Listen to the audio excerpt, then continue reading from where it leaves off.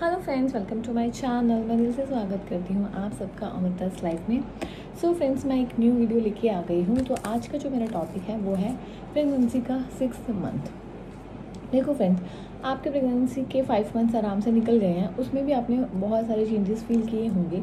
लेकिन अब मॉमीज़ को 6 मंथ में भी काफ़ी सारे चेंजेस फील होंगे, क्योंकि 6 मंथ में हमारा बेबी बहुत अच्छे से ग्रो कर जाता है और हमें भी खूब सारे चेंजेस आते हैं। अब हम बात करते हैं उन सारे चेंजेस की जो आपको 6 मंथ ऑफ प्रेगनेंसी में देखने को मिलेंगे। ये देखो, मैंने पूरा एक लिस्ट बना के रखती हूँ, क्योंकि कुछ गलत इन्फॉर्मेशन ना चली जाए इसलिए। देखो, ये सारी की सारी इन्फॉर्मेशन है तो मेरे रियल एक्सपीरियंस पे, बट ट्रू भी होनी चाहिए, जो मैंने रियली फेस किया है वो। ठीक है, तो फ्रेंड, इसमें जो वीक आते हैं वो आते हैं 22, 23, 24 एंड 25 वीक ऑफ आपके आते हैं 6 मंथ ऑफ प्रेगनेंसी में। तो सबसे पहले हम बात कर लेते हैं कि आपके बेबी में क्या क्या चेंजेस आएंगे।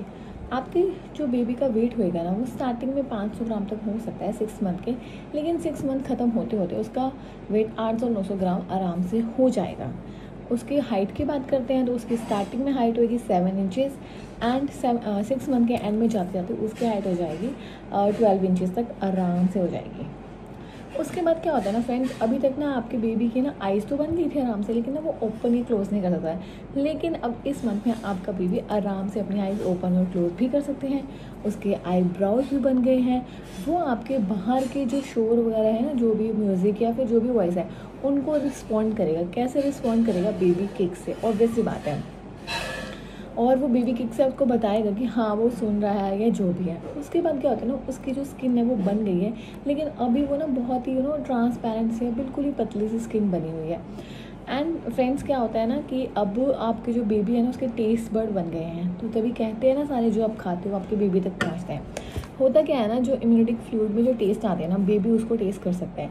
जैसे हम जैसे टेस्ट करते हैं, हमें पता चलता है क्या खा रहा है, क्या मीठा है, क्या खट्टा है, क्या कौड़ा है, जो वैसे ही आपके बेबी के भी टेस्ट बर्ड्स इस मंथ में आराम से बन गए होंगे। एंड आपके जो बेबी है ना, उसके लंग्स भी बन गए हैं, लेकिन वो लंग्स अभी प्रॉपर मेच्योर नहीं हुए हैं। तो इसीलिए तो कहते हैं ना, 6-7 मंथ में अभी हमारी डिलीवरी नहीं होनी चाहिए, क्योंकि बेबी के लंग्स वगैरह प्रॉपरली मेच्योर नहीं होते। एंड आपके बेबी के सारे बॉडी पार्ट्स बन चुके हैं, इवन फिंगर सब कुछ बन चुके हैं। अब अगर आप एक सोनोग्राफी करवाते हैं, अल्ट्रासाउंड वगैरह, उसमें आपका बेबी प्रॉपर आपको शेप पे दिखेगा। उसके हैंड्स, उसके लेग्स, उसका हेड, टमी, सब कुछ आपको मतलब एक सोनोग्राफी में देखने को मिल सकता है। अब हम बात करते हैं मदर में क्या क्या चेंजेस होते हैं। देखो, मदर में भी बहुत सारे चेंजेस आते हैं। सबसे पहले, जिनका भी बेबी बम्प अभी तक विजिबल नहीं हो रहा था, उनका बेबी बम्प अब विजिबल आराम से होएगा। चाहे वो पतले हैं, चाहे वो मोटे। वो तो देखो पहले ही होने लग गया होगा हेल्दी का, लेकिन जो पतले हैं उनका भी अब आराम से बेबी बम्प विजिबल होने लग गया होगा। अब जिनको बेबी मूवमेंट भी फील नहीं हो रही थी ना, वो भी टेंशन मत लो। इस मंथ में तो आपको डेफिनेटली बेबी मूवमेंट्स आराम से फील होने लग जाएगी। बेबी मूवमेंट तो देखो, पहले तो जिनको पहले से फील होने लगी उनको धीरे धीरे होती होगी, लेकिन अब आपका बेबी आपको धड़ाधड़ लात मारेगा, धड़ाधड़ मुक्के मारेगा, तब आपको पता चलेगा। बहुत अच्छी वाली बेबी मूवमेंट्स फील होने लग जाती है 6 मंथ में आके आपको। उसके बाद क्या होता है कि अब पहले तो आपके पैरों में ही थोड़ी बहुत स्वेलिंग आ रही थी, लेकिन 6 मंथ में हो सकता है कि आपके हैंड्स, आपके फेस वगैरह पे स्वेलिंग आ जाए। जैसे मेरे नोज़ पे स्वेलिंग आ गई थी, हैंड्स में हल्की हल्की स्वेलिंग आ गई थी, तो कोई बात नहीं। लेकिन अगर आपको बहुत ज़्यादा स्वेलिंग है तो आपको अपने डॉक्टर को विजिट करना पड़ेगा। लेकिन अगर हल्की फुल्की स्वेलिंग है तो कोई बात नहीं, वो तो देखो आपको आएगी। उसके लिए मैंने जैसे आपको बताया है, गर्म पानी में थोड़ा बहुत पैर रख सकते हैं, हल्के हाथों से मालिश कर सकते हैं। ज़्यादा देर आपको खड़े नहीं रहना है, या ज़्यादा किसी भी एक पोजीशन में नहीं बैठना है, उससे स्वेलिंग बढ़ जाती है। आप पोजीशन चेंज करते रहिए। ज़्यादा देर खड़े हो तो आप थोड़ी देर बैठ जाइए। एंड यस, सोते टाइम आप अपने पैरों के नीचे तकिया लगा लीजिए, जिससे भी बहुत आपको स्वेलिंग नहीं आएगी। उसके बाद क्या होता है ना फ्रेंड्स, आपको ना मतलब भूख बहुत ज़्यादा लगेगी। वेट आपका बढ़ रहा होगा। पहले 3-4 मंथ तक तो कम भूख लगती है, लेकिन अब आपको 6 मंथ में बहुत ही अच्छी भूख लग रही होगी।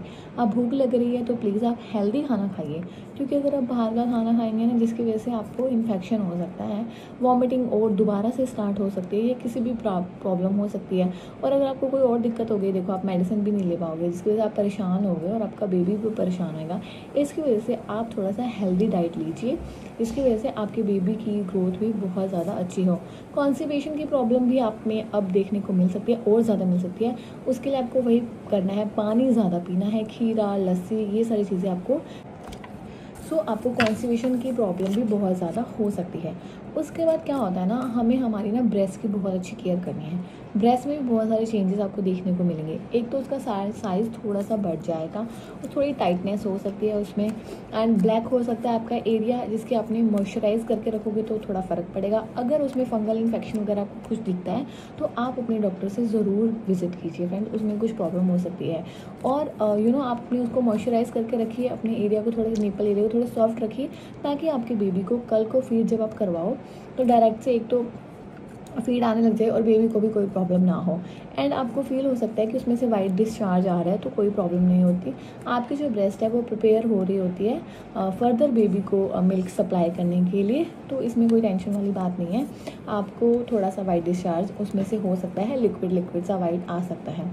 उसके बाद क्या होता है ना, अगर आपको स्ट्रेच मार्क हो रहे हैं, क्योंकि देखो आपकी जैसे जैसे टमी बढ़ता है ना तो बॉडी में खिंचाव आता है।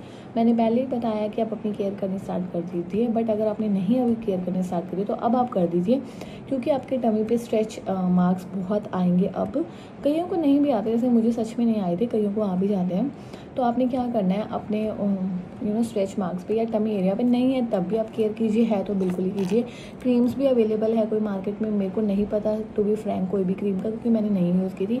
मैंने कोकोनट यूज़ किया था, जिसको मैंने एक भी डे स्किप नहीं किया था। आप कोकोनट ऑयल, बादाम ऑयल, कैस्टर ऑयल की मसाज डेली कर सकते हैं। आपने बिल्कुल भी अपने टमी एरिया या को मतलब पूरी बॉडी को वैसे तो ध्यान रखिए आप, ड्राई बिल्कुल भी नहीं छोड़ना है। तो अब केयर के बाद तो देखो, आपने सबसे पहले अपने ब्रेस्ट की केयर करनी है, अपने स्ट्रेच मार्क्स की केयर करनी है, फुल बॉडी की केयर करनी है, क्योंकि क्या होता है ना, फेस पे भी बहुत सारे चेंजेस आएंगे। तो नेचुरल होम रेमेडीज़ आप ट्राई कीजिए अपने फेस पे, लाइक बेसन, कर्ड, ये सारी चीज़ें। कोई भी केमिकल से वाली चीज़ों को अपने फेस पे यूज़ मत कीजिए, कोई भी नई चीज़ को अपने फेस पे यूज़ मत कीजिए। कॉस्मेटिक कोई भी ऐसी चीज़ जो आप पहले से यूज़ करें, आपको पता है आपको सूट कर रही है, कोई भी ऐसी न्यू चीज़ अपने फेस पे ट्राई करने की कोशिश मत कीजिए, कुछ ना कुछ साइड इफ़ेक्ट ज़रूर हो सकते हैं।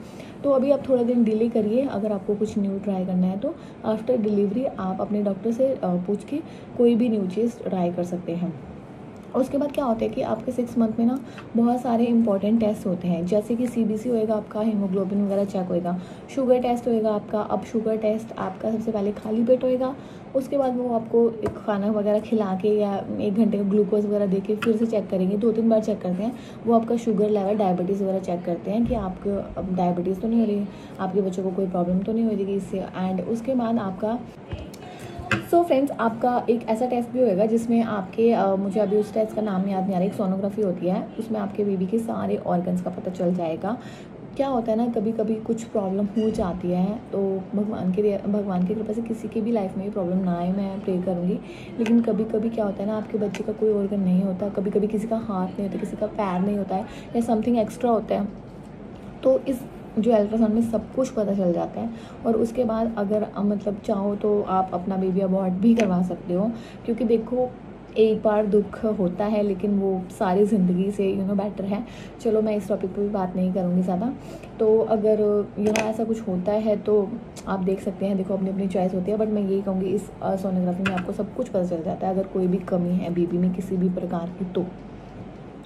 उसके बाद अगर इनके अलावा अगर आपके डॉक्टर आपके चेकअप करने के बाद कोई भी एक्स्ट्रा टेस्ट या कुछ आपको सजेस्ट करते हैं, तो मैं यही कहूँगी प्लीज़ आप डेफिनेटली वो सारे टेस्ट करवाइए। कोई भी चीज़ को इग्नोर मत कीजिए, क्योंकि देखो बाद में जो प्रॉब्लम होती है उसका सोल्यूशन नहीं होता। अगर अभी किसी प्रॉब्लम का पता चल जाए तो उसका सोल्यूशन हो सकता है आराम से साथ के साथ। उसके बाद डॉक्टर्स आपको कुछ मेडिसिन वगैरह प्रिस्क्राइब करते हैं, उन मेडिसिन को आपने बिल्कुल भी स्किप नहीं करना है। अगर आपका हीमोग्लोबिन कम आता है तो टमाटो, अनार, एप्पल ऐसी चीज़ें खा के आपने अपना हीमोग्लोबिन भी बढ़ाना है, क्योंकि हमारा हीमोग्लोबिन 11 to 13 के बीच में होना चाहिए। अगर इससे कम है तो इट मीन्स कि आपका हीमोग्लोबिन कम है, आप उसको प्लीज़ मेंटेन करिए, क्योंकि ज़रूरी है ये करना। और बस यही कहूँगी कि मैं, और किसी को कुछ भी ऐसा क्वेश्चन है या फिर कोई अलग चीज़ फील करे तो प्लीज़ मेरे साथ ज़रूर शेयर करिए कमेंट बॉक्स में। क्या पता मैं कोई चीज़ बताना भूल गई हूँ तो मैं उसके बारे में भी आपको ज़रूर बताऊँगी। तो मैं यही कहूँगी कि प्लीज़ आप लोग खुश रहिए, अपना ध्यान रखिए, अपनी बेबी का ध्यान रखिए। थैंक यू सो मच, आज के लिए इतना ही, बाय।